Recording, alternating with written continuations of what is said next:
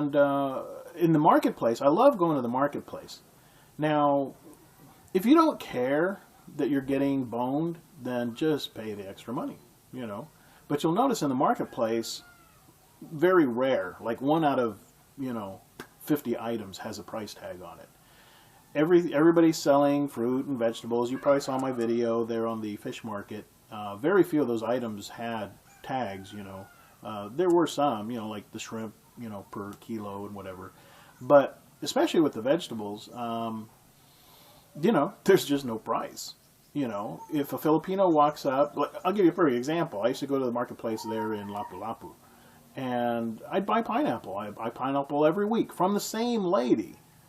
And every week I went, it was always a different price. She never remembered who I was. And so a week later on Sundays, after I'd go to the cockfight and then, kind of go hang out at the church and chill out, and I didn't really go in the church. I just like the nice, surroundings and the landscaping. Plus they got a lot of shade. Then I would go over to the marketplace, and before I would leave, I would get like 2-3 pineapples, and I make smoothies out of them at home. Well, this lady that I always bought my pineapples from, sometimes it was 40 pesos a pineapple, which is like $1. Other times it was 30, other times it was 60.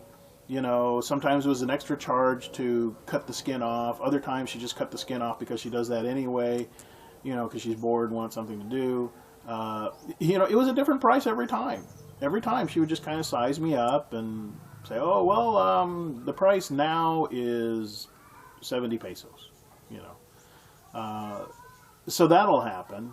And you just got to, be ready to start bartering, and say, and be really serious about willing to just walk away. You're in a position best to barter when you're willing to walk away, and just have it in your mindset.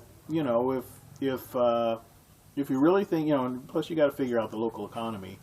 But 9 times out of 10, if you're a foreigner, the price you're getting is probably double or triple. It's that bad.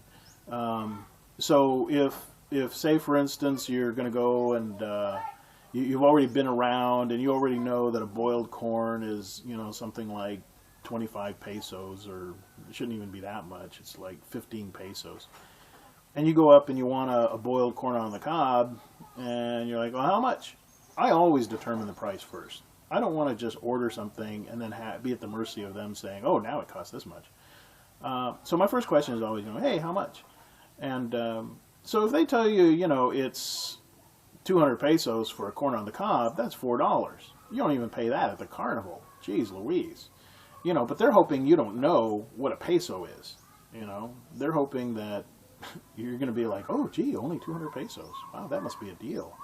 No, that's $4 for a corn on the cob. So that's something to keep an eye out on. They're really banking on the tourists that show up for a day or two or a week, and by the time they calculate in what they really paid, they're already on the plane back home. And then there's a fresh batch getting off the plane who, same thing, wet behind the ears, don't know any better. But for the guys who have been around here, now me, I haven't learned the language yet. I'm learning bits of words of Visayan here and there, but not enough to really put sentences together. I think all I know how to say is something like, I really love to watch the whales. I think, I don't even know if I have that right. I think it comes out kind of strange. Anyways, but when they hear you speak Visayan, then they're like, oh, okay, he's either married to a Filipina or he's been living here a long time. He's hip to the fact that what the real prices are. So then all of a sudden you start talking real prices.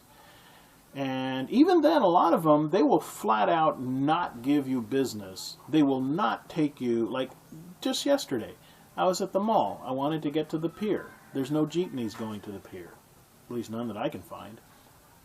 And so I had to take a tricycle. Now, a tricycle is only supposed to cost 8 pesos, okay? But tricycles want a full load, and they will pack 8 people on a motorcycle with a sidecar before they decide, okay, now I'm going to go, get these people where they want to go. So if you show up to an empty tricycle and you say, okay, take me to the pier, here's 8 pesos, they won't do it. And then they'll tell me, they'll say, no, I only go if I have at least 3 passengers. So I'm like, okay, fine. Let's just pretend there's 2 more passengers. I'll pay you the 24, the 3 times 8. Let's just pretend there's 2 other people. I'll give you the 24 pesos. They're like, oh, no, I can't do that. Why not? No, it's at least 60 pesos. It's 100 pesos. I'm like, why? And then you end up in this fruitless argument because they don't want to take, they can see you're an American, you're a European, you're basically a foreigner. They figure you pretty much bleed money out of your pores in your sleep. And so they're just not going to take you anywhere unless you pay them, the cheapest I got away with, I think, was 50 pesos, which is like $1. Now, if I was a Filipino, I could have gotten it for like 60 cents, 50 cents, and that's not a big deal. It's more the principle, that and the fact that it adds up, because you're constantly taking tricycles, and, you're like, well, why should I pay 40, 50, 80% more? Sometimes 100 to 200% more. Why should I pay that? Why do I get penalized, And it's not that they're bad people or anything. Like I said, they're opportunistic. They see somebody with money come along, and all of a sudden, the rate changes. But once you, get a little more thick-skinned, you got some time, and you're willing to run them through the paces and say, well, why and how come, and it's normally this much, and a lot of them will just go, okay, they'll recognize the fact that you've been here a while, or you're hip to the scene, and they'll go, okay, and then it gives you, at least you can bargain with, or barter with them, barter, whatever. Well, you're not really trading anything, money. Anyways, but instead of just saying, okay, I'll pay 600 pesos for a 100 peso ride, at least if you can hack it down to 200-300, at least you can tell yourself, okay, I saved myself 300-400 pesos. Because 300-400 pesos, geez, that'll buy you a chicken dinner somewhere. I mean, actually a lot of places. Anyway, so just keep an eye out for it if you ever come down here. Like I said, I don't think they're bad people. They're just looking to make a buck, looking to provide for their family. And it's going to happen. So I'll see you later, and we'll catch you on the next segment of Just Thinking Out Loud. Visit the website, lifebeyondthesea.com, and join the adventure. See you then. Bye-bye.